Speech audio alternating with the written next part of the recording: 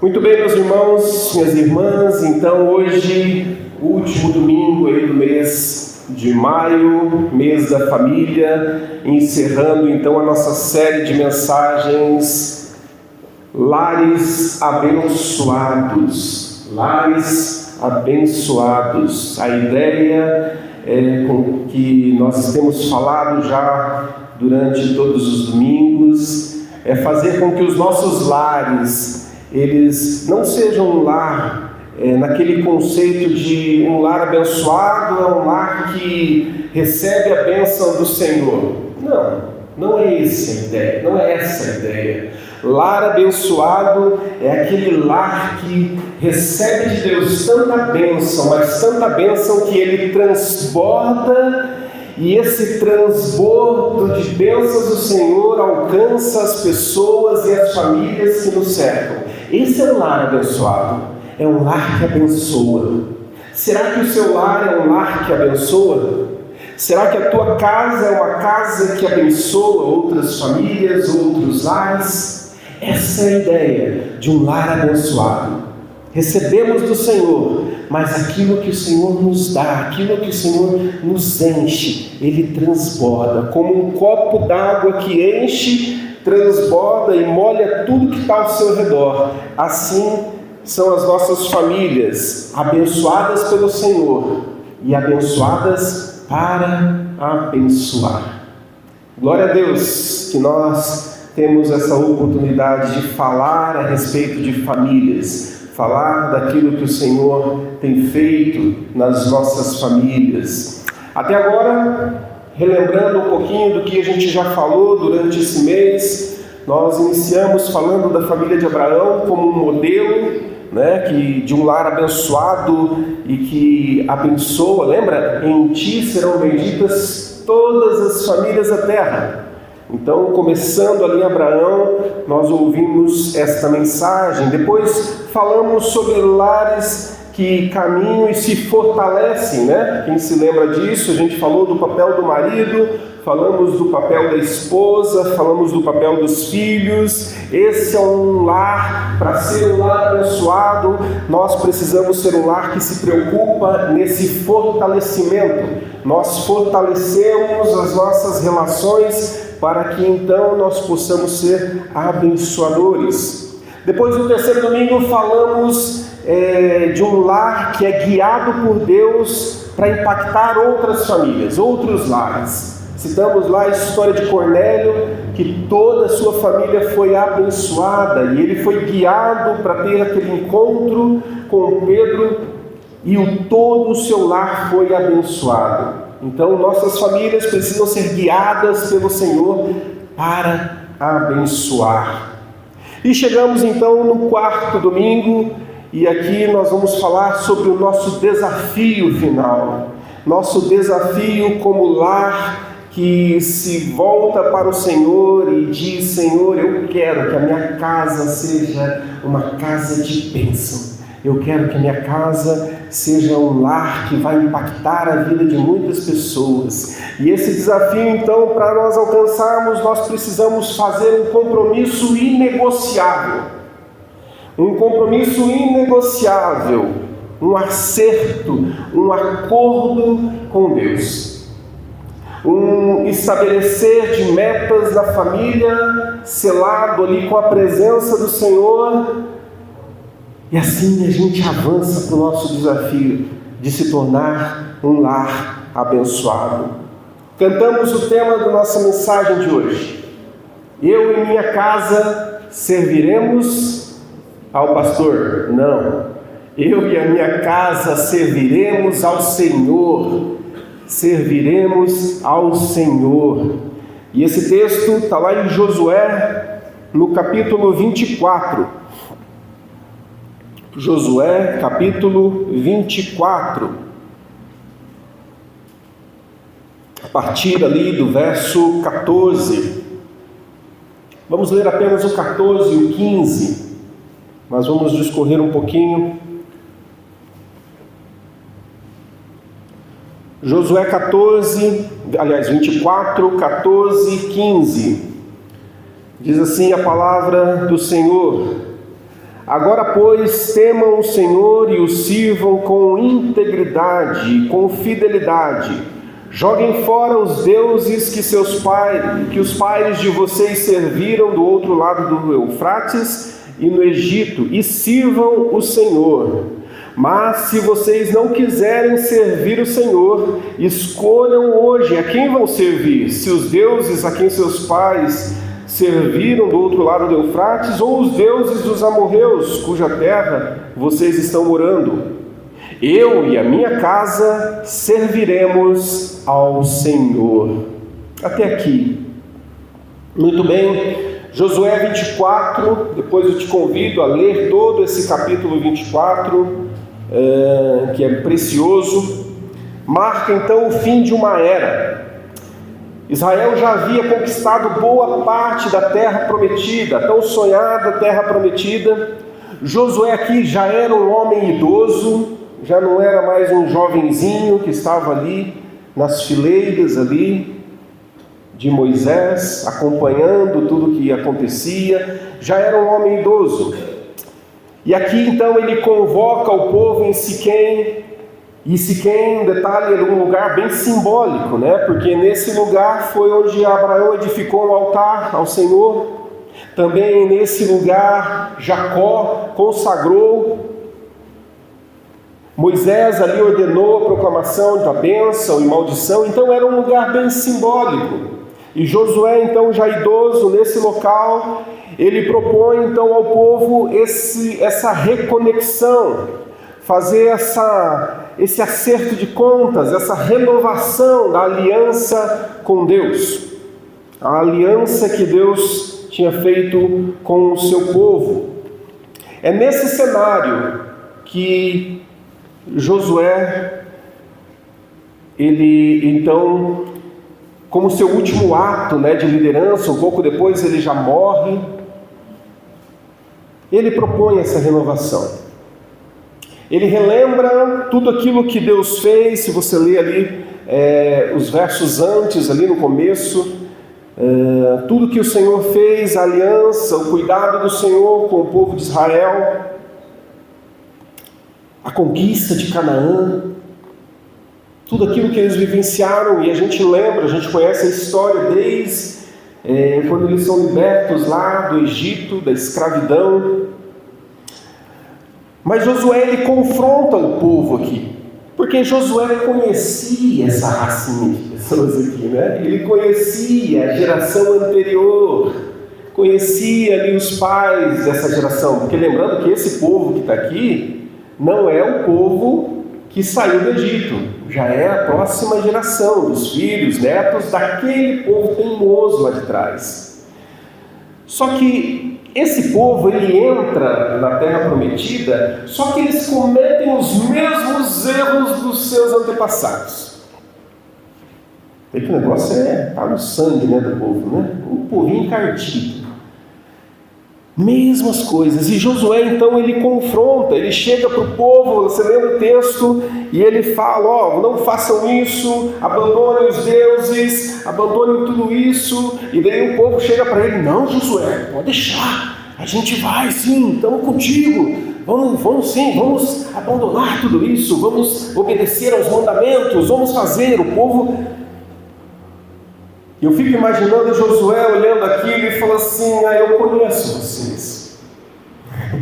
Eu sei o que vocês fizeram no verão passado. Eu sei o que vocês andam fazendo. Tanto que no texto ele fala, né, para abandonar os deuses dos pais, que os pais deles serviram. E depois ele não vinha, mas se vocês não quiserem servir a Deus... Se vocês quiserem, aí vocês escolhem aí, esse Deus dos pais de vocês, ou os deuses dessa terra aí, se vocês quiserem. Jesus vai falar bem assim, se vocês quiserem escolher entre esses dois, eles escolhem aí e sirvam. Mas eu e a minha casa vamos servir ao Senhor. Josué, então, ele conhecendo essa realidade do povo, ele confronta eles e diz, eu não sei o que vocês vão escolher, porque eu já vi. Eu já caminhei com vocês. Eu lembro quando Moisés estava caminhando com vocês e todas as besteiras, todas reclamações, as murmurações que vocês tinham no caminhar do deserto, e depois dessa nova geração eu vi todo o procedimento de vocês, como quem diz assim, eu sei que vocês não vão fazer. Vocês estão falando aí da boca para fora, mas eu sei que vocês não vão fazer. Mas eu quero que vocês saibam que eu e a minha casa, nós vamos servir ao Senhor. Nós iremos. Então, toda essa história nos ensina que a fé, ela não é herdada automaticamente, mas ela precisa ser decidida, ela precisa ser renovada. Eu digo que, por exemplo, hoje os meus filhos vêm para a igreja adorar ao Deus dos pais dele. Mas vai chegar um momento em que o Deus dos pais será o seu Deus. Será o seu Deus. Eu não vou mais adorar o Deus dos meus pais, mas eu vou adorar o meu Deus. E para isso, o que é necessário? O meu posicionamento. Eu preciso me posicionar. Não é mais o Deus dos meus pais, mas é o meu Deus que me salvou, que me transformou e fez nova todas as coisas na minha vida. Outra coisa que aprendemos nesse texto é que a liderança espiritual, ela começa no lar. Os pais que guiam os seus filhos, guiam sua casa com firmeza e temor a Deus. É a ideia de que eu preciso apresentar à próxima geração aquilo que o Senhor fez na minha. Mostrar à próxima geração o Deus verdadeiro que eu servi por toda a minha vida. Apresentar aos meus filhos, a palavra de Deus diz para a gente apresentar a eles, inculcar nos filhos as verdades da palavra de Deus. É justamente essa ideia de que os pais têm essa responsabilidade, diria eu, até privilégio, de apresentar para os filhos, esse aqui é o caminho. Porque amanhã ou depois a gente não vai estar mais aqui. Serão eles que vão caminhar. Não é verdade? Ou alguém aqui recebeu alguma palavra de Deus que vai viver eternamente até? Não. A não ser que Jesus volte antes, de nós morrermos, a gente vai passar o bastão para eles e eles vão continuar vivendo a fé, agora a fé deles, crendo no Deus deles, nesse Deus que mudou a minha vida e hoje está mudando a vida deles. Mas como é que eles vão saber se eles não receberam, se eles não ouviram? E aqui só um parênteses, que na verdade é uma falha muito grande de muitos pais e muitas famílias, que resolveram terceirizar essa caminhada de fé dos filhos para a igreja, para o pastor, para a professora da escolinha, da salinha. Terceirizar, não, vou levar ele para a igreja, como quem diz assim, vai lá, cuida dessa parte para mim aí. Não, essa responsabilidade é minha, é do pai, é da mãe. Nós precisamos inculcar e mostrar para os nossos filhos o Deus em quem nós cremos. Sabia que, e aqui uma palavra para os pais, sabia que você está sendo observado? Sabia que todos os dias você está sendo observado? E os seus filhos estão aprendendo com a forma e a maneira como você vive. Sem você dizer, agora eu vou ensinar algo para vocês. Não. Mas a maneira como você vive, marido com a esposa, esposa com o marido, aqueles que convivem com os avós também, os seus filhos estão só observando. E eles estão aprendendo. O que será que eles estão aprendendo de nós? Se você puder parar e tentar avaliar, falar assim, puxa, o que será que no silêncio eu estou ensinando? Infelizmente, muitos pais têm ensinado coisas bem prejudiciais para os seus filhos. E a maior coisa prejudicial que um pai pode ensinar para um filho é não temer a Deus. É não confiar em Deus. Às vezes o pai pensa muito na herança que vai deixar para o filho, das posses que vai deixar para o filho, mas esquece o principal, né? Graças a Deus não é a nossa realidade aqui, né? Em nome de Jesus.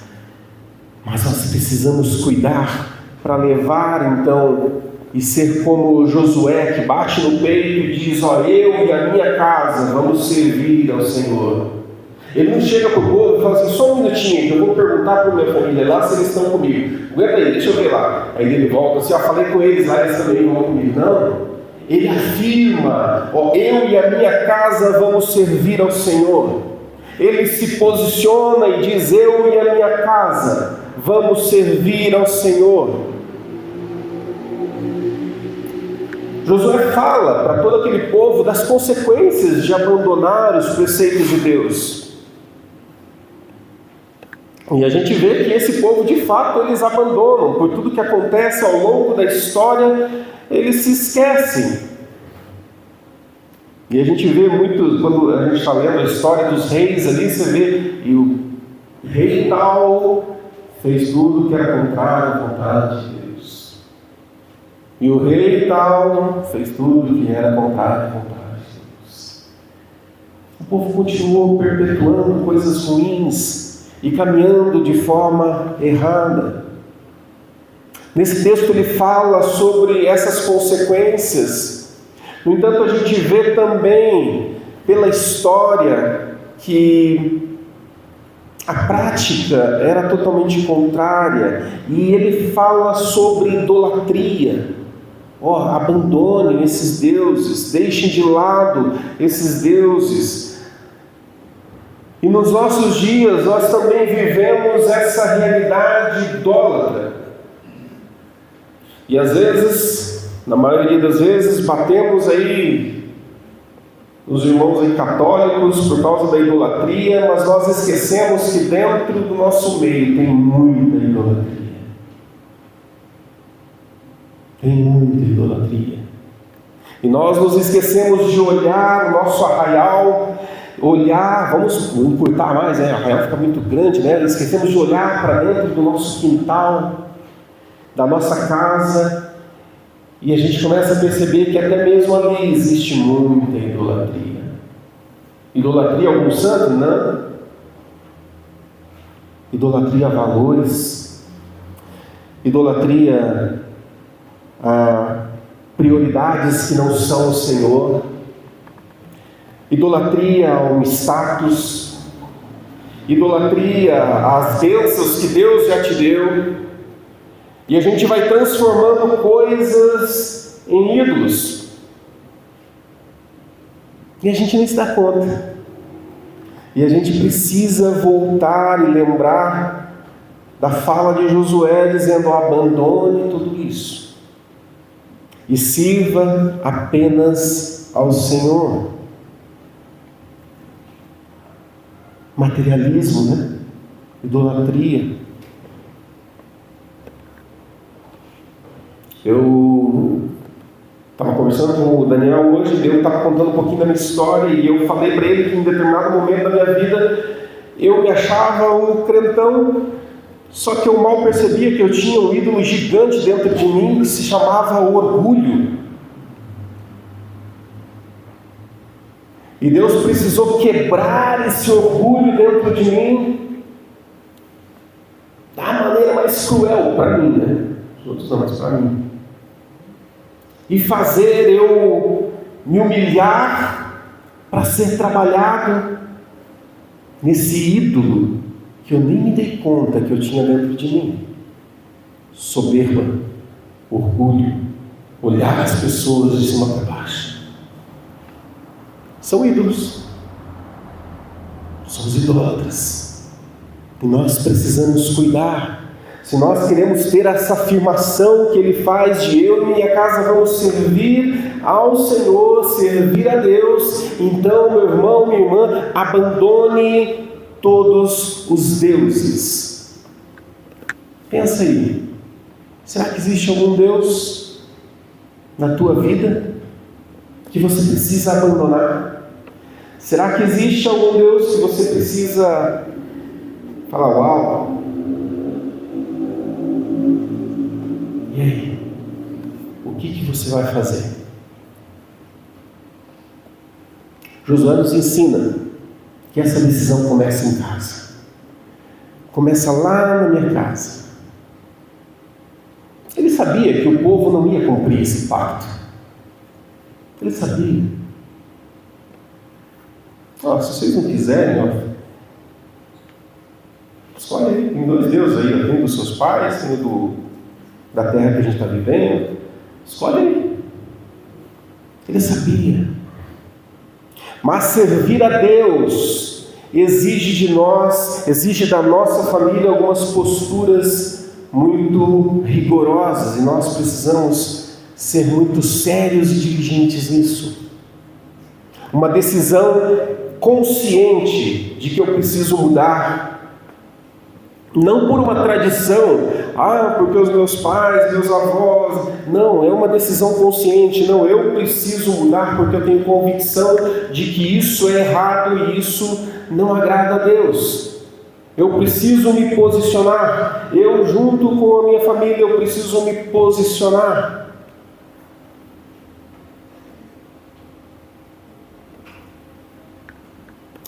A gente precisa ter coerência naquilo que a gente fala e com aquilo que a gente faz. Não é verdade? A fé, qual será a fé que os nossos filhos veem em nós?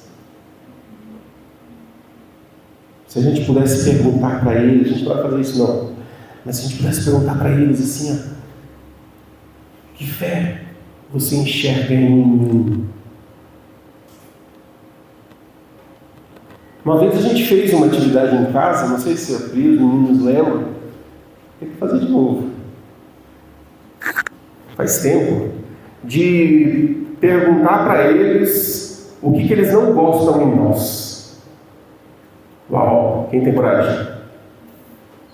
Chegar para o teu filho e falar assim, rasga o verbo, não vou dar castigo, não vou bater, não vou brigar, vou ficar quietinho. Fala para mim aí, o que você não gosta em mim? O que eu faço que te magoa? O que eu faço que fere você? Pode falar. Só que se comprometa, não justificar, porque a gente tem essa mania, né? A pessoa fala uma coisa, não, mas veja bem, eu fiz isso, não justifica nada, sem justificar nada. Só ouve. Ouve, agradece e sai. E vai dar conta com Deus e diz, Senhor, me ajuda a mudar. Me ajuda a mudar. É um exercício legal de se fazer. Porque isso promove, sabe o quê? Liberdade. Liberdade. Transparência. Isso precisa existir a partir do nosso lar.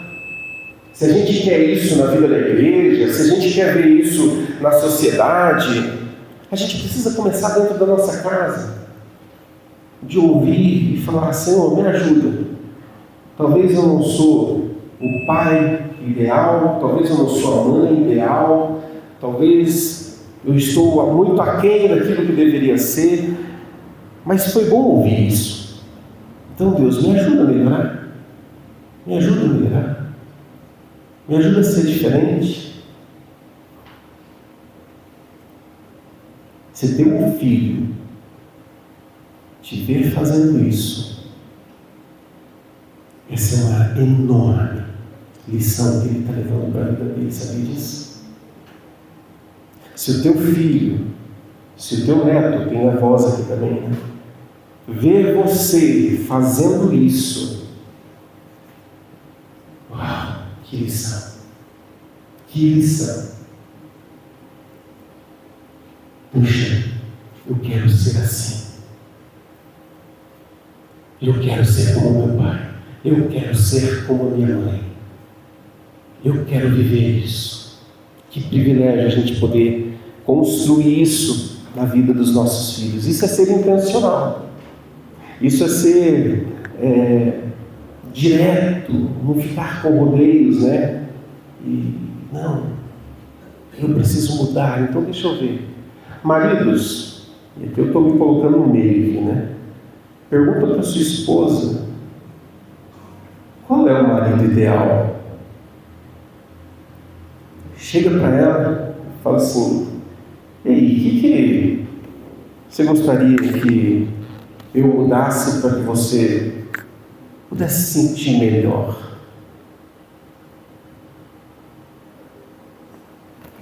Quem se arrisca? Faz isso. Mulheres também, né? O contrário também, né? Mulheres, chega para o marido e fala assim, ó, tem alguma coisa que eu faço que te desagrada? O que seria? Como seria? O que você gostaria que eu me tornasse ou deixasse de fazer? Isso ajuda a gente a crescer. E saiba, talvez você vai ouvir coisas que você não vai gostar, mas assimila isso. Vai para Deus com tudo isso. Chega assim, ó Deus, ó, falei com meus filhos, falei com minha esposa, falei com meu marido, fala assim, né? Ele fala, Deus, me ajuda a lidar com isso aqui. Me ajuda a digerir isso aqui. Me ajuda a mudar. Me ajuda a ser o marido que o Senhor quer que eu seja. Me ajuda a ser a esposa que o Senhor quer que eu seja. E filhos, vocês não fogem não. Façam isso com seus pais. Talvez a lista dele vai ser maior, né? Se chegar para ele e falar, pai, mãe, o que eu poderia fazer que ia te deixar mais feliz? Olha aí, meninas. Chegar para o Cleito lá e falar, pai, para eu ser aquela filha de top, o que eu preciso fazer? Ouve. Essa transparência e essa liberdade ajuda a gente a crescer. Orar juntos. Orar juntos. A gente ensina, quando a gente ora junto, que isso é importante.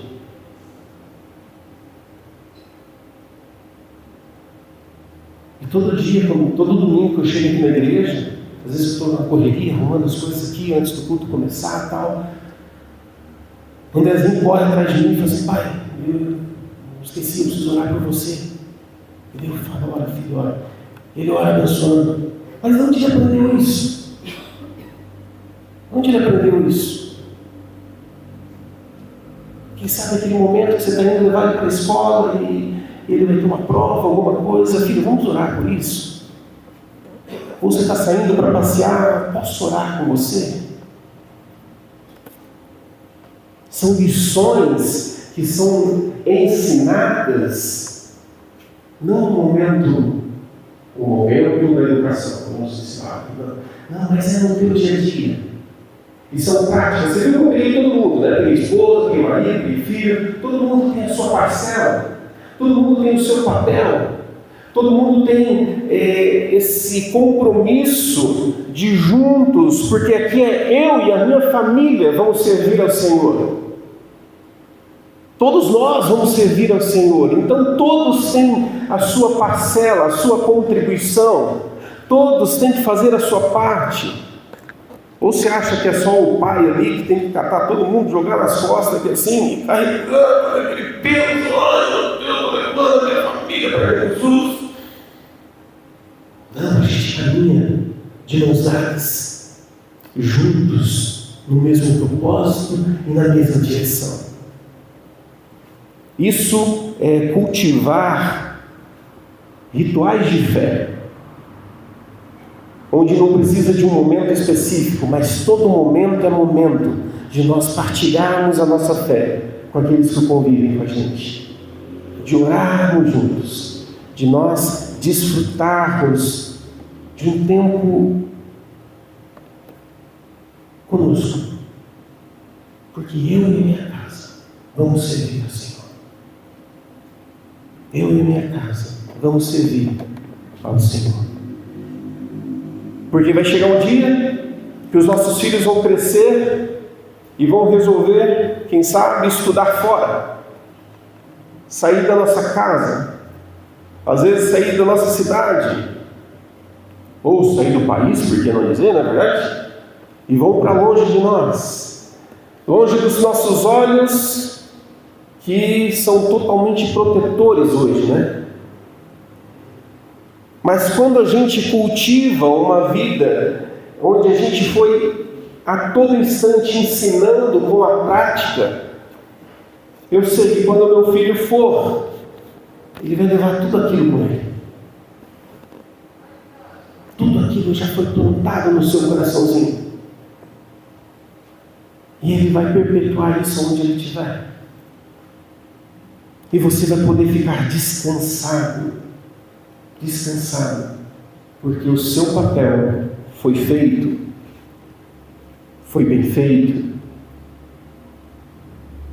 E nós precisamos entender que Cristo, Ele é o fundamento dessa nova aliança que a gente firma com Ele. Porque nós somos falhos, nós erramos. Nessa nossa jornada de pais e mães, eventualmente vamos errar. Dificilmente você vai errar no mesmo erro que os seus pais erraram com você. Dificilmente. Pode acontecer. Mas você vai cometer outros erros. Você vai ter outras falhas. E é aqui que Cristo entra. Cristo é aquele que nos ajuda, nos sustenta, é Ele que nos capacita a viver uma vida comprometida com Deus, vencendo a nossa carne, vencendo os nossos medos, vencendo as nossas barreiras, aquelas fortalezas que nós mesmos vamos construindo ao longo da nossa vida. É Cristo quem vai nos ajudar. Queria ler um texto que está lá em Hebreus, no capítulo 4. Hebreus, no capítulo 4.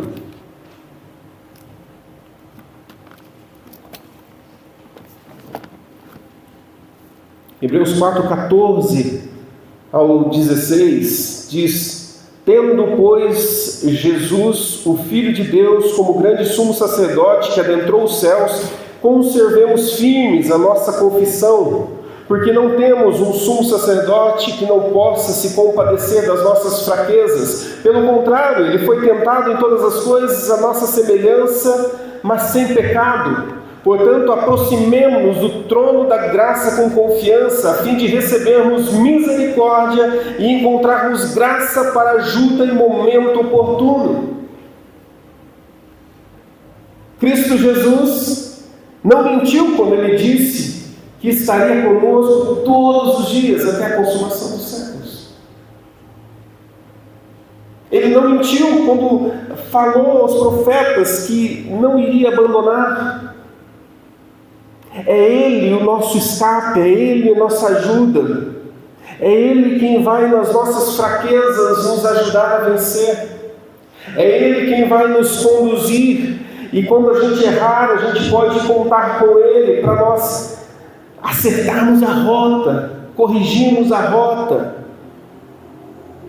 reconhecer o nosso erro, reconhecer os vacilos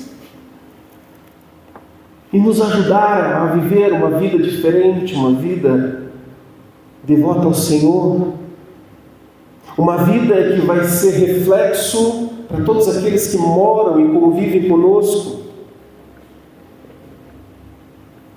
Eu quero concluir essa mensagem trazendo isso à nossa memória.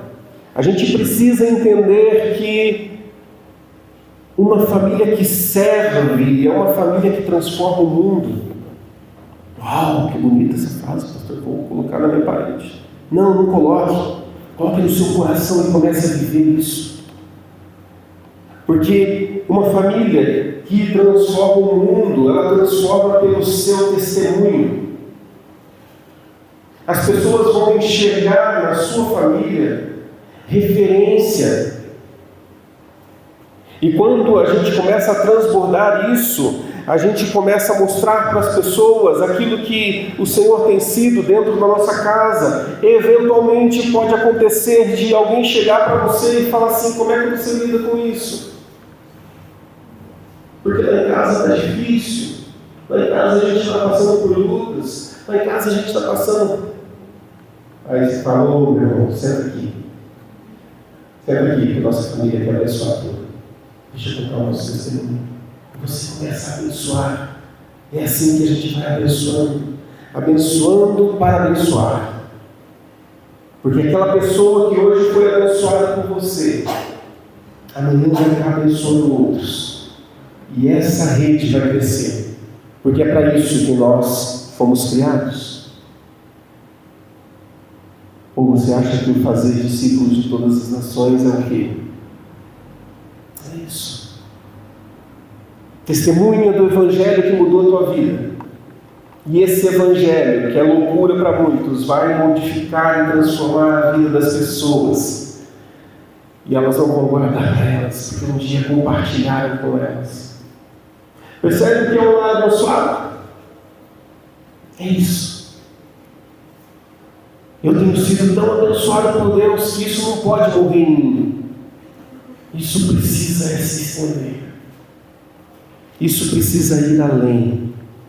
Então, meu irmão, minha irmã, papai, mamãe, filhos, renovem esse pacto de servir a Deus juntos. Renovem esse pacto. Reúnam a família. Algumas famílias são pequenas, outras são um pouquinho maiores. Reúna a família nessa semana. Não sei quando foi a última vez que você fez um culto doméstico. Faça um culto doméstico.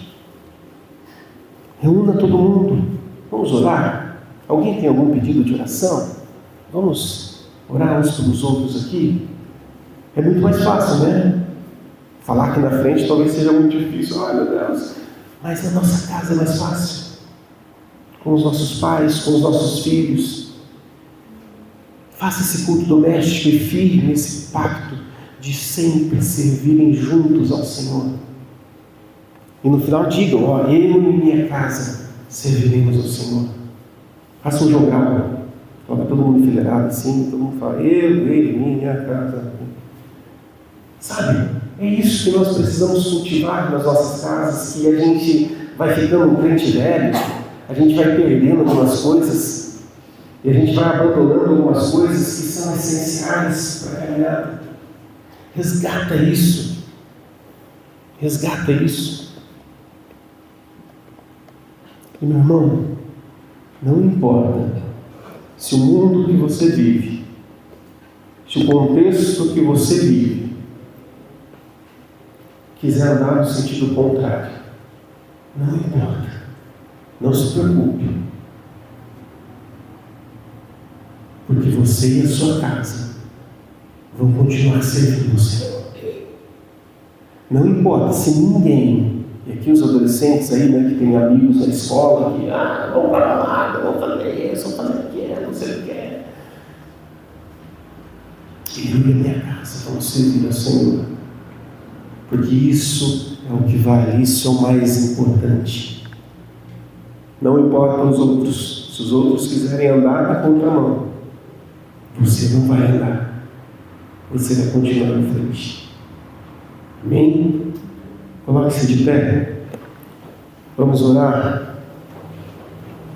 Eu queria, pode pedir para descer, por gentileza. Eu queria pedir para que as famílias se reúnam agora. Eu queria que nós pudéssemos orar em família. No nosso encontro de oração sexta-feira, a gente separou em 2 grupos, e cada grupo ali ficou orando, né, entre si. E agora eu queria que vocês vão orar em família agora. Reúna. Se você está sozinho aí, eu desafio uma família a te adotar. Então, se você está sozinho, adota alguém. Dá uma olhada assim, olha lá ao redor assim. Se tiver alguém sozinho, fala assim: você, a partir de nesse momento você está sendo adotado, vem, e traz para perto.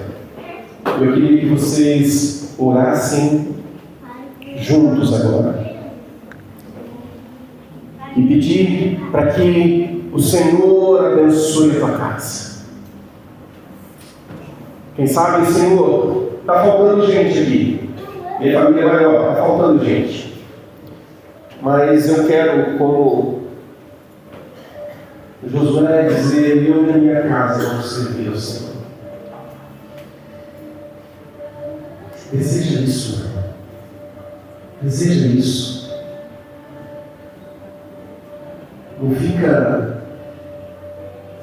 Não pensa só em você agora, pensa na tua casa. Aí você pode deixar o vídeo, pode vir. Pode deixar aí tocando. Mas eu queria que você, olha, reúnam aí e comecem a abençoar um ao outro. Pastor, você vai na oração simples. Senhor Jesus, abençoe minha mãe, meu pai, minha irmã, meu irmão. Simples. O Senhor Jesus está olhando não para as suas palavras, ele está olhando para o seu coração. Eu queria que vocês orassem agora. Baixa a cabeça, pode orar. Vamos ter esse tempo juntos em família para nós intercedermos uns pelos outros. Depois eu oro, então, encerrando esse tempo.